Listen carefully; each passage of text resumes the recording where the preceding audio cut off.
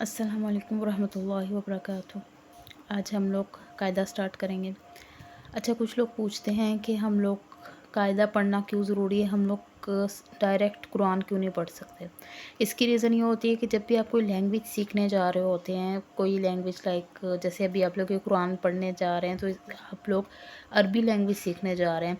तो जब भी आप कोई लैंग्वेज सीखते हैं, जैसे इंग्लिश सीखते हैं, उर्दू सीखते हैं, तो उससे पहले ज़रूरी होता है कि आप उसके रूल्स सीखें, उसकी ग्रामर सीखें और उनके वर्ड्स को प्रोनाउंस किस तरह करते हैं ये सीखें। उसके बाद फिर आप उसको सही से पढ़ पाते हैं। अगर आप उसके रूल्स ही नहीं पता होंगे, उनके जो वर्ड्स हैं उनको किस तरह से अदा करना है आपको यही नहीं पता होगा, तो फिर आप उसको किस तरह अच्छे तरीके से नहीं पढ़ सकेंगे, क्योंकि आपको उसको बेसिक रूल्स ही नहीं पता होंगे। तो इसलिए हमेशा जब भी आप लोग कुरान स्टार्ट करें तो सबसे पहले ज़रूरी है कि आप उसको कायदे से स्टार्ट करें। कायदे में बहुत हद तक आपको सब कुछ एक्सप्लेन किया होता है, सब कुछ आपको बताया होता है कि किस तरह से पढ़ना है।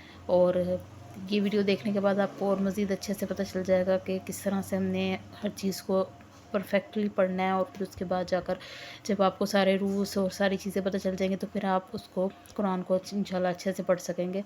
लेकिन उससे पहले ज़रूरी है कि आप एक दफ़ा इस कायदे को कंप्लीट पढ़ें। थोड़ा थोड़ा करके हम रोज़ पढ़ेंगे ताकि आप लोगों को चीज़ें याद भी रहें और आप लोग आहिस्ता आहिस्ता इसको सीखें ताकि आप लोगों को इंशाल्लाह ये याद रहे। और याद रखने का बेहतरीन तरीका ये भी होता है कि जब आप इस वीडियो को देखें उसके बाद फ़ौरन से आप ये 2-4 लोगों को बताएं ये चीज़, ताकि जो चीज़ आप किसी को समझाते हैं वो आपको और अच्छे से याद हो जाती है।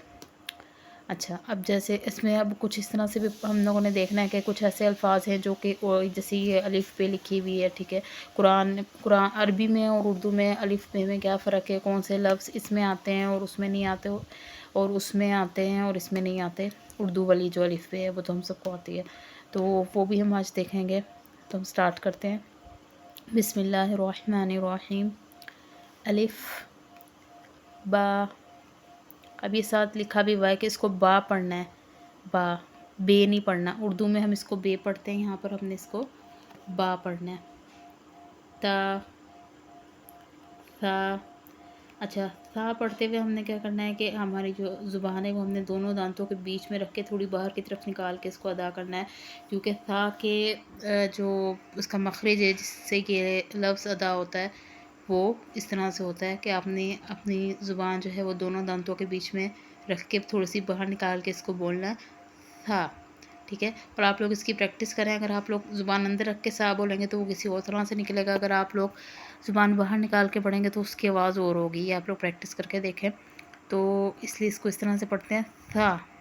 ठीक है, थोड़ी सी ज़ुबान बाहर निकाल के दोनों दांतों के बीच से। और उसके बाद जीम जैसे हम उसमें पढ़ते हैं। ठीक है, पढ़ते हैं एक दफ़ा। अलिफ बा ता सा जीम हा। इसको हम लोगों ने कहाँ से, आप लोग एक काम करें, अगर आप लोग इसको सही से सीखना चाहते हैं तो आप अपने पास एक डायरी बनाएं, एक नोटबुक बनाएं।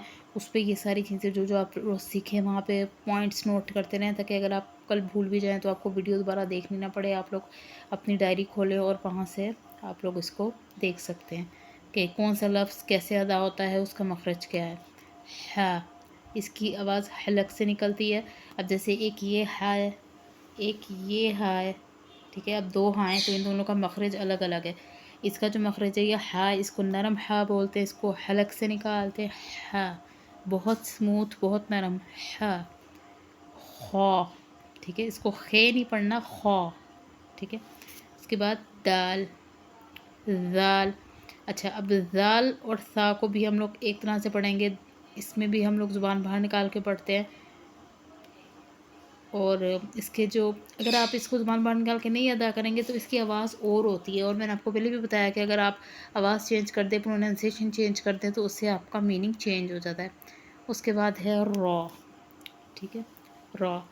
यहाँ तक आप लोग इसको अच्छे से पढ़ें, इसको रिवाइज करें ताकि आप लोगों की प्रैक्टिस हो। अलिफ बा ता था जीम हा खौ दाल ज़ाल। ज़ुबान बाहर निकाल के इसको भी पढ़ना है, ज़ाल। दोनों दांतों के बीच में ज़ुबान रख के इसको निकाल के पढ़ना है, ज़ाल را کو موٹا پڑھتے ہیں، یہ موٹا لفظ ہے، را نہیں پڑھنا یا رے نہیں پڑھنا، را جتنا موٹا ہو سکتا ہے را، ٹھیک ہے، یہ آپ نے اس طرح سے پڑھنا ہے۔ اور جب آپ لوگ یہ سارے لفظوں اس کی ساری جو ہے ان کی جو پروننسیشن ہے، ان کو مخرج جو ان کا ادا کرنے کا وہ سارے سیکھ لیں گے تو انشاءاللہ پھر آپ کو بتائیں گے کہ بسم اللہ الرحمن الرحیم کس طرح سے تجوید کے ساتھ پڑھا جاتا ہے۔ ابھی کیونکہ آپ لوگوں نے پڑھنا سٹارٹ کیا اس لیے میں نے آپ کو نہیں بتایا تھا کہ آپ لوگ پہلے یہ سارے لفظ سیکھ لیں، اس کے بعد پھر انشاءاللہ آپ کو بسم اللہ کا بھی بتاتے کہ وہ کس طریقے سے جو ہے وہ پراپر طریقے سے تجوید کے ساتھ پڑھتے ہیں۔ آپ لوگ اپنے ساتھ اس کو نوٹس کرتے جائیں کسی ڈائری پہ یا کسی کاپی پر، تاکہ آپ لوگوں کو یہ ہمیشہ آپ کے پاس سیف رہے، اور آپ لوگوں نے کسی کو بتانا بھی ہو تو آپ کے لیے ایزی ہو کسی کو سکھانا۔ جتنا آپ آگے کسی کو سکھائیں گے اتنا زیادہ آپ کو خود آئے گا، اس لیے زیادہ سے زیادہ آپ اس کو سیکھیں، دوسروں کو بھی بتائیں، ویڈیو کو بھی شیئر کریں۔ اللہ حافظ، جزاک اللہ۔